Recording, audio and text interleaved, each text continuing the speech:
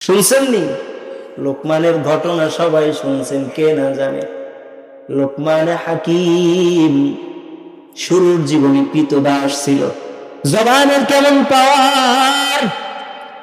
লোকমান হাকিম শুরুর জীবনে একজন কৃতদাস, মালিকের বাড়িতে কাজ করে সংসার চালায়। মালিক একদিন ডাক দিয়া কয়, লোকমান তুমি একটা কাজ করো আমার জন্য, আজকে ছাগলের সর্বোৎকৃষ্ট যে অঙ্গ আছে এটা আমার জন্য রান্না করো, সবচেয়ে দামি যে অঙ্গ আছে এটা রান্না করো আমার জন্য। মালিক বলছে, লোকমান আলাইহিস সালাম মালিকের হুকুম পালন করার জন্য যখন গিয়া ছাগলের কলিজা আর ছাগলের জিহ্বাটা নিয়ে আসছে রান্না করে। মালিক কয়, এটা নিয়ে উত্তম, কহা এটাই উত্তম। মালিক খাইল। পরের দিন আবার ডাক দিয়া কয়, লোকমান আজকেও তুমি আমার জন্য ছাগলের সর্বনিকৃষ্ট অঙ্গটা রান্না করে নিয়ে আসো। কাউকে খাওয়াইলে উত্তমটা, আজকে অধম কোনটা, এটা রান্না করে নিয়ে আসো। খাবার টেবিল সাজানোর পর টেবিলে যখন খাবার দেয়া হয়েছে, খাবার পাইয়া এবার লোকমান হাকিম, মালিক ডাক দিয়া কয়, লোকমান তুমি কি আমার সাথে মজা করো নাকি?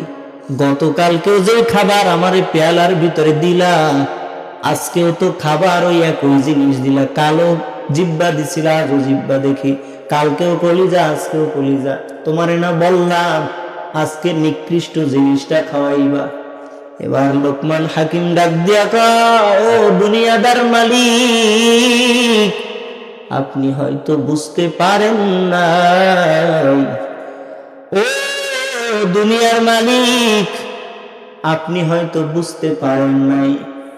কি বুঝি নাই? কয়, মানুষ আমরা হলাম শ্রেষ্ঠ জাতি। এই শ্রেষ্ঠ জাতির ভিতরে যদি কোনো শ্রেষ্ঠ মানুষটার জিহ্বাটা খারাপ হয়ে যায়, ওই মানুষটাই খারাপ হয়ে যায়। যদি কারো জিহ্বাটা ভালো থাকে, ওই মানুষটাই ভালো থাকে।